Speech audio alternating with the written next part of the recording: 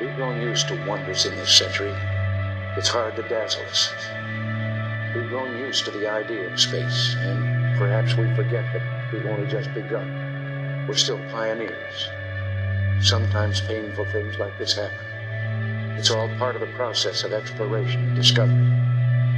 It's all part of taking a chance at expanding man's horizons. The future doesn't belong to the faint-hearted. It belongs to the brave. Nothing ends here. On this day, 390 years ago, the great explorer Sir Francis Drake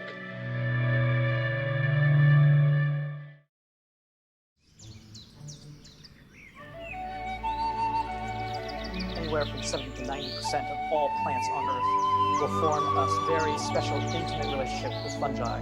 And the fungi will attach themselves to the plant roots, either directly penetrating the roots, or sometimes they will form sheaths on the outside. They will envelop the root like a kind of glove. And this is where the nutrient exchange takes place between the fungus and the roots.